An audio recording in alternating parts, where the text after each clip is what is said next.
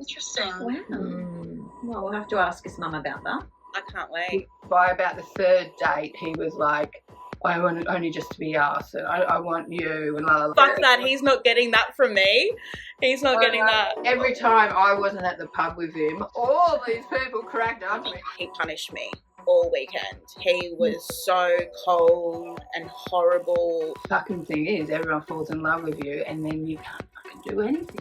Just keep it casual, man. Well, everyone always cracks onto him. He's so irresistible. Yeah, he always has a master plan, doesn't he? I was so worn out and broke, like, just needed a fucking rest. Instead, I get a smack in the face.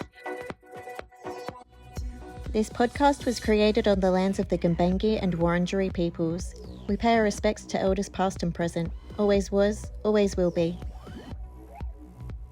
We wanted to give you a heads up that this podcast discusses themes such as domestic violence, coercive control, sexual abuse, and child abuse. Any similarity to Nicholas Firefly of Queensland, Australia is due to the fact that this podcast is about him. We have reached out to Nicholas to give him the opportunity to come on the podcast and tell his side of the story.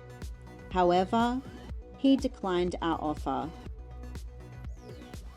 The views shared in this podcast are our opinions and interpretations of events, not statements of fact. Descriptions of behaviours and characteristics refer to observed patterns and dynamics, not diagnoses or criminal allegations. We created this podcast because we found ourselves in the unusual position of needing to warn women about a man whose MO is extraordinary. We believe that extraordinary claims require extraordinary evidence, so here is ours. You're listening to Catch the Dragonfly with Kiki and Jules, a podcast about a lover, a charmer, a farmer, and what happens when you try to con a true crime girlie. Hello, we've got a special two-parter episode for you. So sit down, strap in, because these two episodes are a wild ride. In this episode, we're going to be interviewing Wendy. She is a bright-spirited, hard-working community advocate, and she's someone who the Dragonfly conned for 8 years. In this episode, Wendy is going to tell us all about her time with Dragonfly, where they got married and had 2 daughters together. And the details of this story are really going to unravel a lot of the lies that he told to other people. We touch on topics such as how the Dragonfly starts his con with Wendy, his escape from Ipswich, and also the methods and stories he uses on his victims, which is really interesting because it's when you tell your stories and compare them that it's the tiny little details that he changes for each person that really undoes him. Not only that, but the fact that he would take one story and make it about one particular person, but then when he's speaking to someone else a year later, suddenly that same series of events happened with someone totally different. Kind of like it depends on who is trying to triangulate from who. If you think seeing 2 sides of the story has been entertaining, wait until a third person enters the chat. Because when it comes to comparing Dragonfly stories, 2 may be company, but 3 is comedy gold. We hope you enjoy part 1 of this very revealing interview. Welcome to episode 5 of Catch the Dragonfly. I'm Kiki. I'm Jules, and we've got a special guest with us today, Wendy. Hello. Wendy is a social worker, domestic violence advocate, and she was married to Dragonfly. I am many of the things he claims to be. In this episode, we're going to be able to get some great insight from Wendy about domestic violence in general, about Dragonfly, hear some more of his stories and tactics and what it was that he got up to when he was interacting with her. We've also got our producer, Tiny Cat, on set. Shall we just get into the beginning? So I just come out of an 8-year relationship and it was like mentally abusive. I built myself up, bought myself a new car, fit and healthy, and then met him online. And yeah, we just started talking maybe November, and it just, like, we had all these things in common. Like, he made out that everything. So I'll start from the beginning. So I grew up on Old Cleveland Road, always was in the Bay, Moreton Bay, and he used to go to Stradbroke all the time. Then as teenagers, he was a punk, I was a punk, and we probably were at the same gigs, you know. And then after school, he said he went to America, I went to Europe. And then his ex played roller derby, and she actually came second and in the world championship. So she's another legend. So he would have been at roller derby games. And then when we met, it was like, oh, I haven't been with a guy for 2 years. And he was like, I haven't been with a girl for 2 years. Even his femininity kind of matched my masculinity. And we were like, oh, if we were together, we'd actually be straight. I was in an abusive relationship too. I'm building myself up, and I was doing loads of mountain biking then, and he made out he was this bike guy and was doing downhill mountain biking, and yeah, we'll do loads of mountain biking together. And we actually, in 8 years, rode 3 times together. I was like, oh, this is too weird, My dad used to work in Ipswich, and I'm like, he didn't have an affair and have another kid. Like, it seemed like we were so similar. But anyway, there was all this, and he knew that I was into synchronicity. And then, like, I had my non-negotiables, the Yetis, whatever. But I feel like he saw mine and then made sure he had a unit and a place at Stratty, and, he owned half of his grandma's house he was staying in and stuff like that. Because my whole thing was, if I was to get in another relationship, I didn't want the person to meet me at my home the first time, or meet because I didn't want people to fall in love with the package and not the person. Anyway, that didn't fucking happen, did it? I met him at the train station, and then we came home. That was the 2nd of December 2015. And then, we had sex, and then he fell asleep and he was snoring the place down. He's like, I haven't slept without medication for 2 years. Oh, I feel so safe here. Oh, blah, blah, blah, blah, blah. And then, so that was December. Then we had, like I was saying, I want to be poly. I want to have partners, because he wasn't like my ideal person. By about the 3rd date, he was like, I want only just to be us, and I want you, and la la la. And I'd already slept with one of my mates already, and then he got the shits with her, and she was this horrible person, and he got really hurt because I'd done that. But then, so then it was pretty much him wanting to have a monogamous relationship. And I went to Canada for a little while to see me mate, and then came back, and we met at it was Mardi Gras weekend. And I had tickets to go to Extra Dirty because my mates run it, and we didn't end up going out at all and just stayed at home.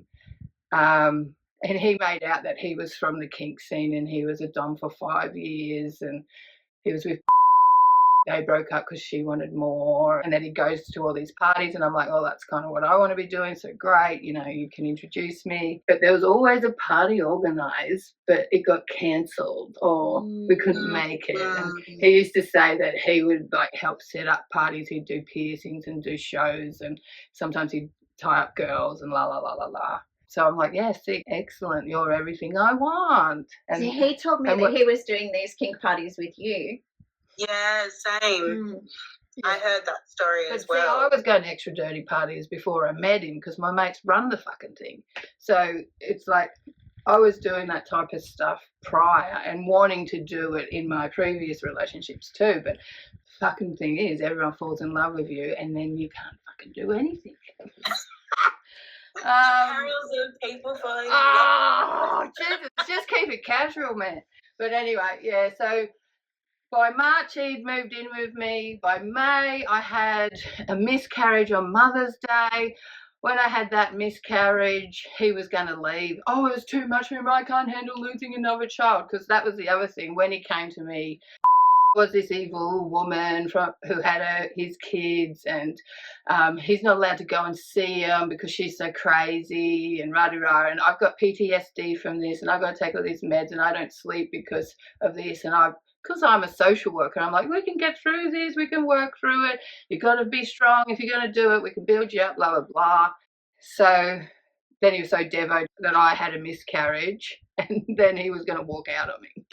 And my mum was like, Robsons, do not walk away when it gets tough. You stick around and we stick together and we get through it. Don't you dare walk away, la, la, la. I wish he hadn't, because it would have been great. So then I had a miscarriage, and then after that miscarriage I bled for 8 weeks and I could barely walk up the hill. I was still working.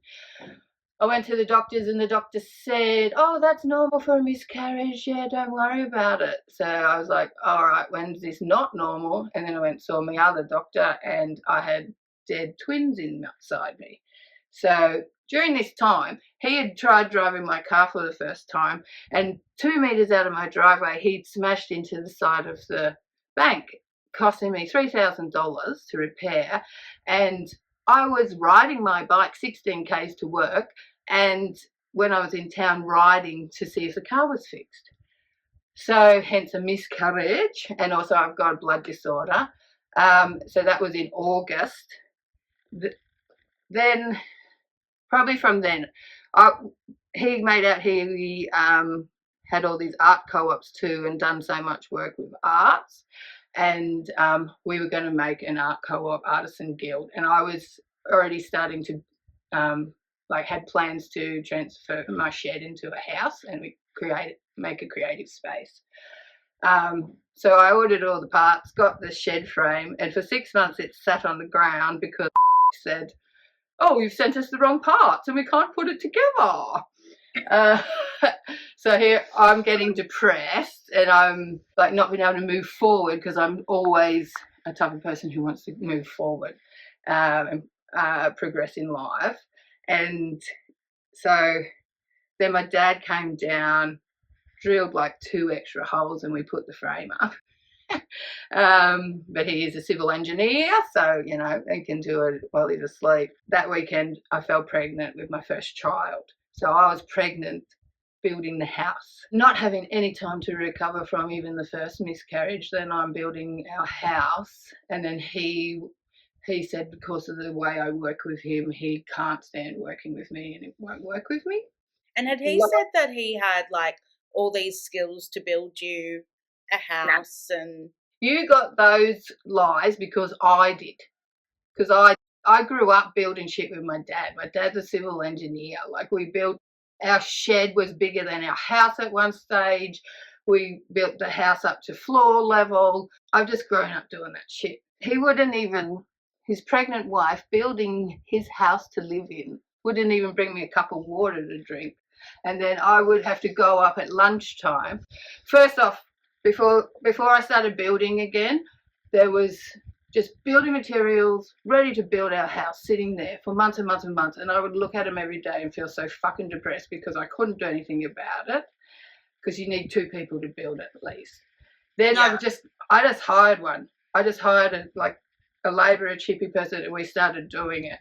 So I was building, he would sit in the house probably texting another girl, and then I would come up, have to make my own lunch, make his lunch, go back down, do that, get ready for the next building week. It was a 4-year period building the house. Then we had 2 kids. So it was for 1.5 years, I worked 3 days a week building.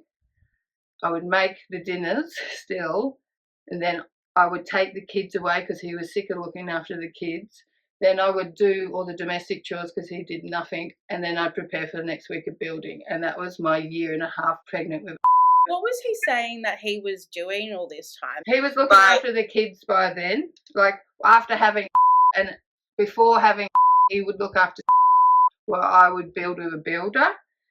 But this is just a summary of the first 6 years. So 2016. March move in, May miscarriage, August miscarriage, 2017 January pregnant, building house, October have 2018 building, having the newborn baby. Then we met you, Kira, and then we got married. And then June I fell pregnant again, and I'm still building the house. 2019, 2020 building the house. Have in March. After a month I kept building, having a newborn baby, and that would have been the 1.5 years of hard slog. 2021, when the house was nearly finished, I fell pregnant again, and I was as sick as a fucking dog. I had a handful of things to do, and I couldn't even get them done. I had the abortion on the Tuesday. Friday, we got the sander for the concrete floors. I sanded all the edges. Tuesday, my brother arrived, and we did all the plumbing and the septic. And I was rendering the bathroom, going up and down the ladder, and I had to stop because I was like tasting blood. But half of it's done and it's fine. But then move into the house. Then September 21, I kind of said to myself, if you're not coming with me, I'm just going. I'm just doing it, and I'm becoming the person I want to be. So I was swimming, getting really fit, feeling great. And then 2022, I came home after Christmas 2022. So I've been activist in the Ballangin Environment Centre, fighting for the forest.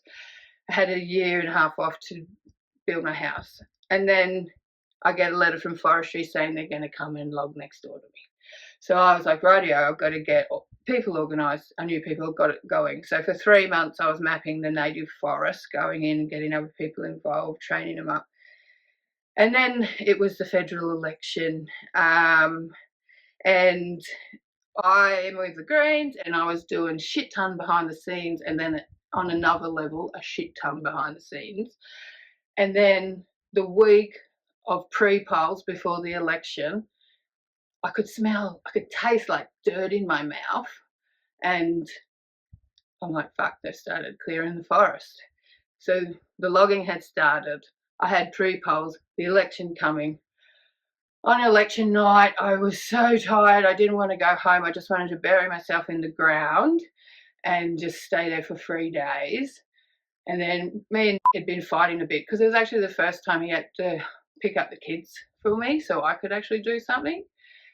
Then the day of the election, I said, you need to be ready by 7:30. I've got heaps to do. I had to set up 5 booths, pick him up, take the kids to the babysitters, take him to his booth, and then go to mine all day. Anyway, got there. He wasn't ready. So I was like losing my shit. And then, anyway, he stayed home with the kids. He didn't do his booth. I did my booth all day. And then the next day, like, I just said to him, like, you hate me. You hate everything I do. I'm always the problem. You're not happy being here. So why don't you just go? Just fucking go. And then he was like, you're so horrible. I'm going to film you. And I knocked the phone out of his hand. And that's when King hit me with his coffee cup in the face. And I looked in the mirror, and like it was pretty much through in my lip, and then I had a cut here and a cut there. And I'm like, you fucking idiot, get out of the way. And then I drove myself to hospital with a towel on my face, and then laid in hospital on the 22nd of May 2022, getting 22 stitches in my face, listening to the result that Labor had won. And I was just like, we got Morrison out. Anyway, when I went to hospital, I lied that he didn't do it because I didn't want him not to be able to see his other girls. So, and then so I was so worn out and broke, like just needed a fucking rest. Instead, I get a smack in the face. I kind of at that point come to terms with the fact that I was beautiful, and that because everyone kept on saying my kids were beautiful and they looked like me, and then I was like, oh, well then I must be beautiful then. And then he smashed me in the face. So then I had to like come to terms with all that, and I'm still doing it. But then it's like, so then after that episode, he turned around. My mate Janie said to him, you need to go on country and you need a beating and you need to heal.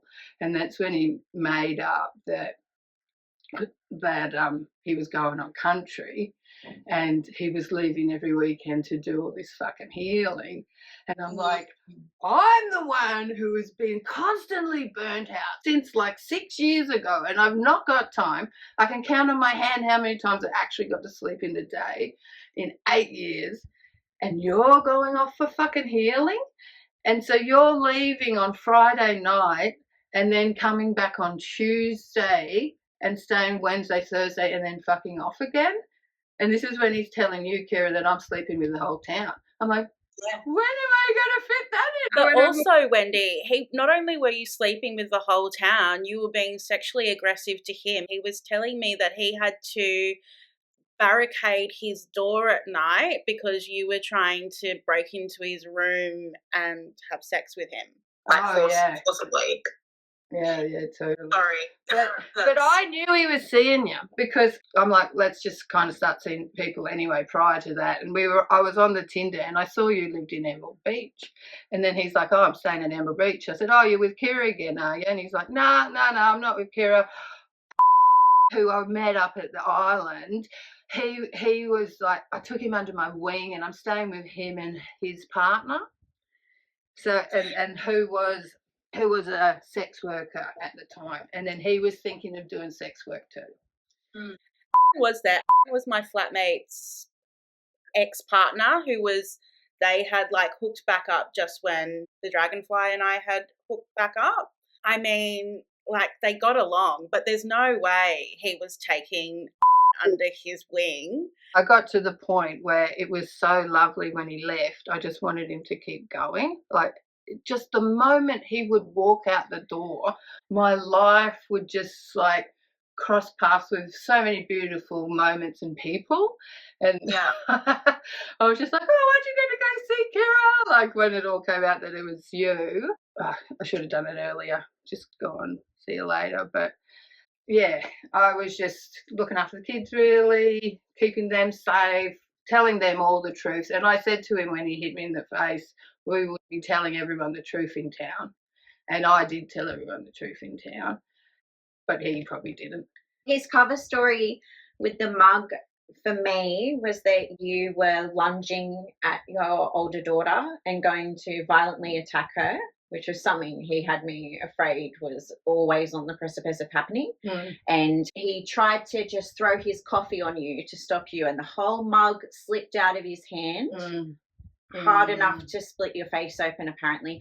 And then one of the times when your girls were here with me and Dragonfly, your older daughter, well, I now realise, I think she was warning me. The first thing I said to you was, I only believe half of what he says, don't become his slave, and don't let him smash a cup in the face. And do you know what? I didn't hear the cup part, and I said I couldn't hear what she was saying, and he repeated it back to me. He actually told me that you said that, and then was like, see, she just turns it around and all of this, and she won't tell you that she was attacking and all, and then so I was comforting him after that, after you tried to warn me. Actually, when I met for the first time and his daughters, we all went to Wet n Wild. Tried to tell me that he was a pedophile because of all the younger girls that he'd been with. And for me now, knowing that so he said was like a trainee at work, right. He worked with her mum, and then she was in a lesbian relationship and he was a sperm donor for. And then came down to our house and stayed with us on the way through to South Australia. And I could see she was trying to like win him over again and whatnot. And then after that, became addicted to ice and was stayed in South Australia. This is his story. Her mother was bringing up the kids. Right. And he made up a story because that they had a baby with her partner's brother to have 2 kids, but I don't think that kid exists. So he's probably got another kid somewhere else. And I've met that young man once, but that's the only time. How did he play it when was at your house? He just said she's just a friend, like kind of passing through. She never said he's the father of my child. No, she's like a young chick, barely in her 20s. And how old was the kid at that time? He was probably about, maybe 7 or 6 when I met him. She was very young when she had him. I think she was 17 and he was 33. And she kept the baby and didn't tell him or whatever. Yeah, of course. Pulled the wool over his eyes. Yeah. Because you don't, you don't look into that if you're going to start offering your sperm to people, do you? No, Idiot. they just did it at a party with a turkey, basically. Yeah, I've heard the same thing. He used to always say, "Oh, the young girls always crack onto me, and I always end up with young girls." And Well, everyone always cracks onto him. He's so Oh, irresistible. yeah. Every time I wasn't at the pub with him, all these people cracked onto me, and no one talks to him when he's at the pub with me because I'm so intimidating. Do you know what? He would always say that to me. Like, he'd always be like, "Oh, yeah, all these people are cracking onto me." I'm like, but nobody's talking to you when I'm with, like, we go to the pub and nobody, like, you're not making friends with anyone. You fucking idiot. Well, yous were kind of coming into the picture just before there was another incident with a chick in town. And he was telling me all these stories about how much they're in common on the spectrum and, oh, they get along so well. And he was at the end kind of going to merge our families and we were all going to live on the 80s yacht together and sail up and down the coast to run the business. Every time I'd spend time with her and talk to her, she would just say, "We're just friends. I'm asexual. I don't want to do anything like that, and we're just friends." And it's just like this whole entwined story where he's playing with my mind to think that all this stuff is happening, but it's not even real. Yeah. And then that can bring me back to, we were meant to have a week together to, like, you know, just spend some time together up at Stradbroke. And the day before we left, he pretty much said that in 4 years he's going to kill himself anyway and that I should better off find someone else. And then he was constantly talking to this person and on the phone and talking about them constantly the whole time when we're meant to be connecting and, like, fixing shit up. And then he was going on about how it's going to be this blended family and whatnot. So I rung her and I said, "What the fuck? He's saying all this stuff. Is this what's happening? You know, la la la." And she's like, "We are just friends. None of this. I haven't heard any of this." And then I told him, and then he's like, "How dare you ring her? You can't ring her. You'll ruin my friendship with her. Now, la la la." Because now she knows I've been lying about the whole thing. Oh my God. And then you can see, like, this is an insecure girl that you're preying on. He used to constantly be on his phone. The things I wanted him to fix was to stop smoking, because literally when we had a baby, he would stand in the fucking doorway. I probably had to tell him to go outside, but he would stand in the doorway and smoke cigarettes and it would blow into our lounge room. And he just constantly fucking talking and he just wouldn't even shut the door and go outside.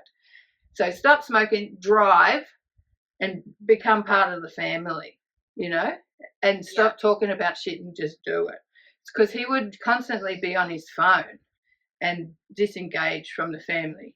So even the girls would be asking him questions and he just wouldn't even engage with them. He'd just be on the phone. None of them happened. But then when he would meet with her, he would turn his phone off.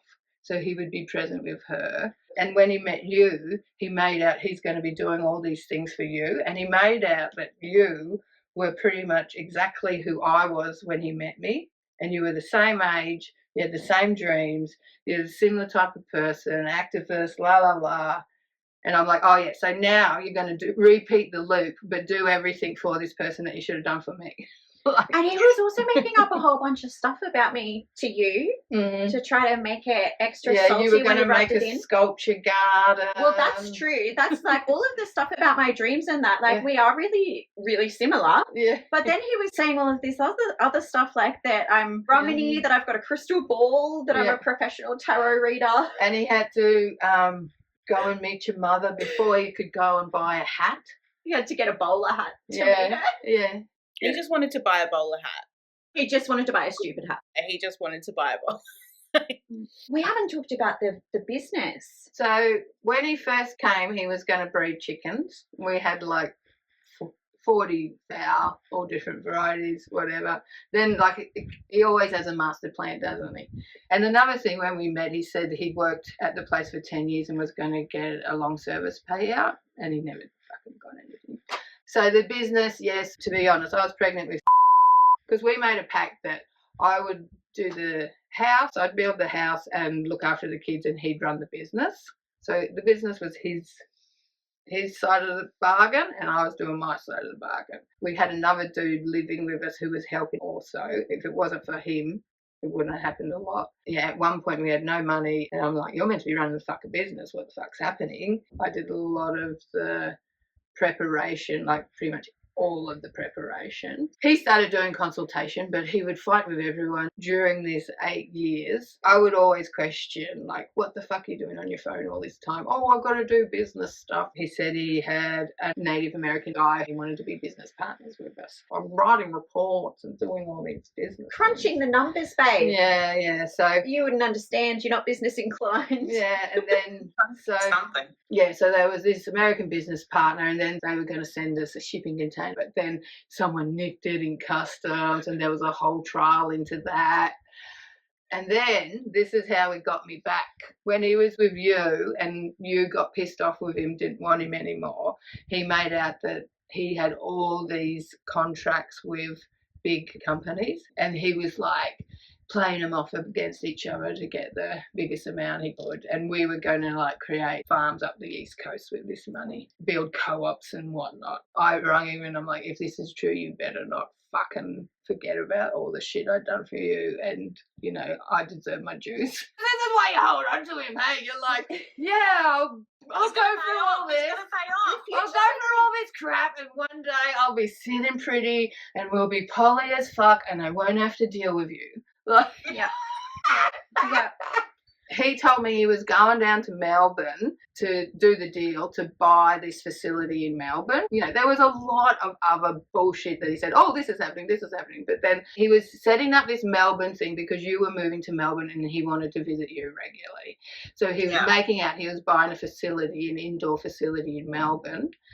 And he went down to do the deal with his lawyer and the business partner, and they all went bougie in Melbourne. And that they only met up with Bruno because Kira was too sad to meet up. But you were in Brizzy taking him to the idols, and he was saying his grandma was died, and he went up with and the other lady. I think like that's how he got a lift up there. And then he brought you back to the island. And then when he came back, I'm like, oh, you've done all this work, you know. Thanks so much. You deserve like a bit of a break, have time. And then because he said he was saying he was going to the idols because he got tickets off his mate. Anyway. And that he went out with and he pashed the guy in the support band and rah. But we'll have to ask about and then that. someone saw him dancing with a friend. One of your friends saw him dancing with a younger girl and then told you, and you've got the shits with him. So because he came back after that, after spending the time with you, he came back and I had assumed he'd been in Melbourne. I was just like, oh, when are you going to see Kira? Are you going to go see Kira? Like, you haven't seen her for a few weeks. Go and see her. Because I'm like, fuck off. And then that's when he was saying he was falling out with you, and then it's not working too much. Yeah, that weekend in Brisbane, it was awful. But I had like woken up just before like the day that we were supposed to leave, and I had this really like weird, like just there was like, I mean, the whole time I was with him, I felt so sick, to be honest. I think my nervous system was just trying to reject him. But it's one day I just woke up and I'm like, I feel like he's lying about everything. Like I'm not seeing any proof. I'm not seeing any progress with the things that he's saying. He's talking a big talk. You know, he's saying like that he and Wendy are getting a divorce and like it's a really toxic, violent, like scary relationship. I don't know why he's telling me that this is the best thing for his kids, for the two of you to stay together if you're at like each other's throat all the time. I'm like, none of this is making sense. And so I picked him up from coughs and he could tell that I was quiet, and I was like, all right, well, you know what? Because he was supposed to move in with me and in Emerald Beach. And I was like, you know what? I feel like you're not telling me the truth. I feel like you're not going to be moving in with me. I feel like you and Wendy are still together. I think you're lying to me about all these things. And he's like, do you know what I've given up for you? Blah, blah, blah. Like, you're fucking crazy. But I just couldn't be like quelled. I couldn't, like, nothing he could say to me could like calm me down. I'm like, I just don't believe it. I just don't believe it. Just, we ended up getting really drunk, like one of the few times we got drunk together. I mean, he was drinking all the time, but I wasn't. But I ended up getting really drunk that night. And so I can't really remember, but I know I must have been like, he couldn't shut me up. So that weekend he punished me all weekend. He was so cold and horrible and like, just like, basically turned it around and was like, I can't believe you know exactly what I'm going through, and how dare you like put this on me when I've given up all of this for you. And I'm like, I'm not actually asking you to give anything up. I'm just asking to see some progress. I'm asking for you to like show me that things are actually happening. Otherwise, what the fuck are we doing? Like, if you can't be honest with me in a relationship, regardless of what, like, I'm not jealous, but I do. Everyone deserves honesty, Yeah. That's like first and foremost. So yeah, like after that weekend, he grew very cold and like just started doing like this reverse discard, like, oh no, it's never going to be okay. Wendy's never going to let me go. She's always going to make it hard on you and me. And like, I just can't have anything that I want and blah, blah, blah. And I'm like, I don't understand. I don't understand where this has come from. But it is always icy. Like with me, you do one little thing out of line and he'd get so shitty, so angry, and then I would just take the kids away. It would go on sometimes for a couple of weeks, and he wouldn't touch you, wouldn't be near you, just isolate. But in the end, when he wouldn't engage with the family, we would just go and do shit. So even though he was there, he wasn't involved in the family. I'd be saying, can you ever, like, just organise a family outing? Never, ever. And it was just easier without him, to be honest, too, because he didn't have another thing to look after. Yeah. He's a dead weight. Yeah. Yeah. And go looking so miserable and like, oh, fuck, why did I bother? Like, man. I was telling Jill before that when he met you, I was saying you got to read the Ethical Slut and, do it properly. We don't want to hurt anyone in this. And then I said, have you even read it? Because I can see that this girl's really into you and, like, she really likes you and she's going to need more of your time. You're going to end up hurting her. And then what happened? It's just like, oh, man. Like, and then for him to come back to you again and hunt you down to find you, I'm like, why are you doing this to this girl again? Yeah. Anyway, I should have spoken to you. The whole situation, I mean, his triangulation and like the way he goes about things, basically he was saying that the first time we were getting together, you were becoming extremely jealous and this was very uncomfortable for you because you hadn't experienced feelings like this before. And so you were basically telling him that he couldn't come and see me or whatever. He was saying Wendy's demanded that I marry her now to make her feel better about her place in the family. Like, I didn't care about any of this, but I was like, there is like, if I'm going to be in a relationship with someone, I do deserve to have time or thought. Yeah, totally. But even like prior to this, we just had and then I was kind of like, yeah, are we still going to be poly, blah, blah, blah. And I had the discussion with him saying, to begin with would be great if we had, same-sex couples and looking for, partners of the same sex because, we've got it great going on. And then the first thing he did was introduce me to you. So he's like, all my boundaries have been broken down. All the things we discussed have just been thrown out the window. And then I'm just like, whatever. If you want to do this, do this. But then, I'm the one having to drive him out to your place and, pick him up. And then I feel also that when we kind of went out all together, he became like overly obnoxious and made it, because I just come back from Canada and realised that I really I'm nothing, and that who am I to think anyone wants to hear my story and I should just shut up in the world and maybe listen a bit. So then I'm coming from this place and just becoming a mum and then going out with like him being, and I'm just like, this isn't I don't want to be here. I don't want to be amongst Dude, I wouldn't have wanted to go out with this either. To be honest, I didn't even think about hooking up with him. Like, I didn't think of him romantically initially. That kind of just evolved, I guess. Well, I mean, now when I've gone back on the messages, I'm like, oh, he was grooming me, basically. Like, I was in this really vulnerable position. I was really lonely. I had no friends in the area. And this guy, like, he wanted to party with me. And I was like, this is fucking sweet. I was into it. But you know what? When I broke up with him, I stopped drinking. Because I was like, God, I can't be sending him a drunk message being like, oh, I miss you or whatever. Yeah. So I've kind of got him to thank for me getting sober. Yeah. Because I'm like, fuck that. He's not getting that from me.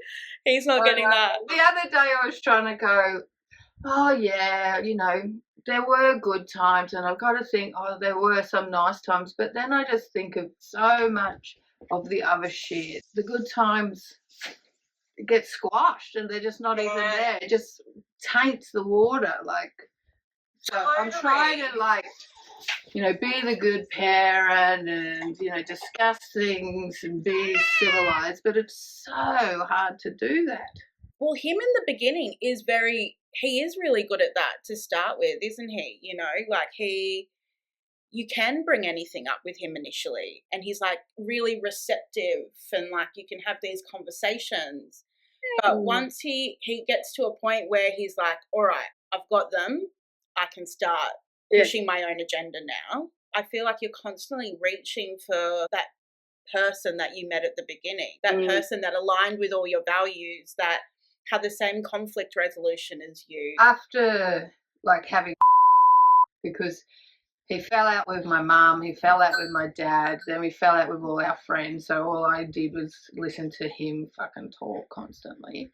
And then it's just like, when I had, I was just kind of like, oh shit, what have I fucking done? Like, he's just a fucking loser. He said that he was going to be all these things, and because when I met him, he said he had this big family, and it wasn't uncommon to have $7,000 in his wallet all the time, and you know, Mr. Moneybags strikes again. Yeah.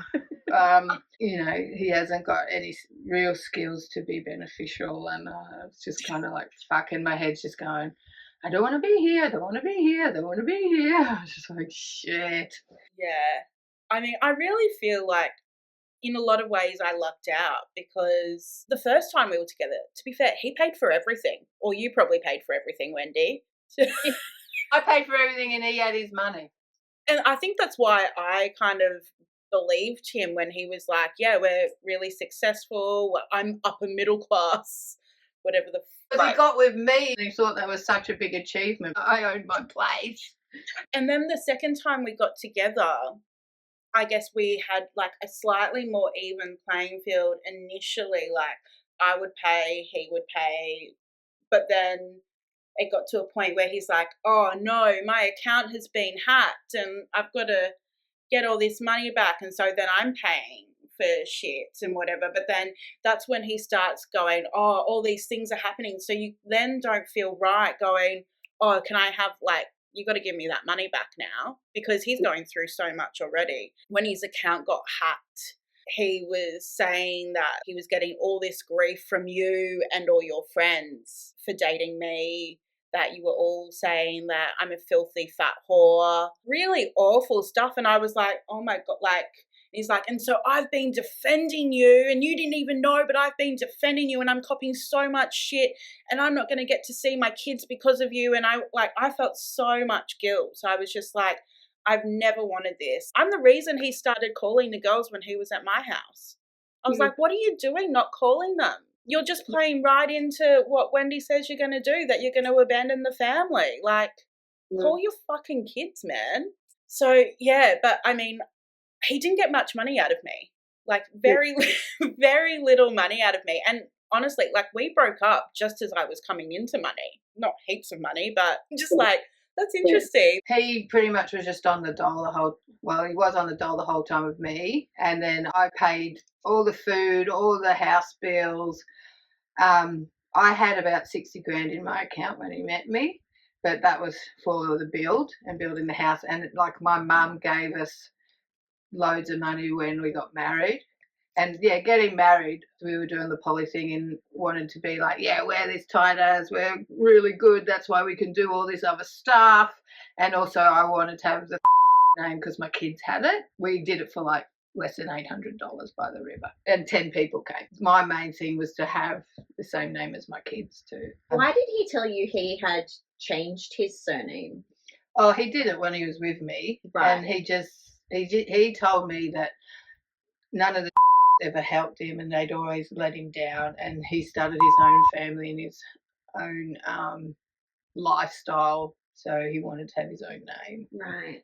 And he did it just, by whatever, changing name through the government. He told me his mum did it when he was a toddler because she had to get away from drug lords. Rightio. Yeah, had to change her identity. Okay. Yeah, no, he did it when and I think he did it because he was trying to escape shit he'd done with his name. Well, I remember when I first met him, I thought it was really weird. Like, he just said, yeah, I'm not really in touch with any of my friends from my past. Like, I'm done. I'm like leaving that all behind me. And I remember thinking like, oh, that's a bit weird. He did that. He just left. Like, I met probably 2 of his mates, 3 towards the end. And I would constantly, because I just wanted him to go. I didn't want him there all the time. And I'd constantly say, don't you want to go and see your mates? I'll drive you up there so you can see your mates. He was feeling so isolated. There was nobody like him around there, but he was making no attempt to make friends either. So I was just like, if you want to go up, see your kids, whatever, I'll take you out once a month, or go and see someone and be with someone else. Because, like, when the kids were there, I would be out all day doing all stuff with the kids, come home, he would never have cooked dinner or tidied the house or done any fucking thing. Then I would make dinner, would be asking questions from the lounge room, would be hanging on my leg crying, and he would just be talking at me about shit I didn't even fucking have any knowledge about, and I'm there making fucking dinner just going like, can't you cut an onion or do some fucking thing? If you're going to stand there talking at me, do something. And I got to the point of saying, don't talk to me about all this stuff because I have no knowledge about it. I can't talk back to you about it. So find friends who fucking can do that. Like You mean a two-way conversation? Do you know who and are? relatives? They have a removalist business. That's that. He was on the run from scamming them when he came to you. Have we discussed Were that? No. He wasn't. No, he wasn't. Not these guys. He was telling them that he was going to buy their house. So he was living in a property of theirs. He was telling them that he would fix the house up ready for sale and that he was getting a mortgage to buy the house. Yeah. He kept breadcrumbing them about this mortgage that he was getting to buy the house. And eventually they realised he was scamming them. And that's when he went down to... So, yeah, he told me he looked after his grandma when she was dying, great-grandma, and lived in that house with her. And then the family were all buying it together. And he put in a chunk of money, and he always used to say his mum owed him money from that house because he put in a big part of the deposit. Interesting. Wow. Well, we'll have to ask his mum about that. I can't wait. Yeah. I mean, Wendy, I feel like he probably told you and I very similar stories with his past. I guess because you and I were around each other initially, he couldn't change them too much, or else one of us would be like, hang on, something's not quite adding up here. You're on Tinder, I should have just sent you a message saying, he's single again, look out. So crazy. But he went to a lot of length to get in touch with me. He contacted my niece. He contacted my mum. Mum told him to go away. She's like, she doesn't ever want to hear from you again. Fuck off. Yeah. And then he contacted me. And regrets. Yeah. We know your head must be spinning from all of these revelations, so we're going to cut you off here. As you can see, Dragonfly's lies and tactics are far more complicated than two people alone could ever have uncovered. Join us next week for part 2 of the interview, where we'll hear more about Dragonfly's lies, his family life, and what went down during Wendy's divorce from him. We'll answer more of your questions, which will, of course, lead to more questions. Of course, it's like the grossest memes that would apply to him. Should we put in an apology to the viewers for not talking enough about how ugly he is? We don't say it a great deal, do we? No, it's okay. Thanks for listening to Catch the Dragonfly with Kiki and Jules. Every time you like and share this podcast, a horrible man shits his pants. Don't forget to subscribe to the podcast and follow us on Instagram, TikTok, and YouTube. If you or someone you know is affected by domestic or family violence, you can call 1-800-RESPECT for free, confidential domestic violence support. That's 1-800-737-732.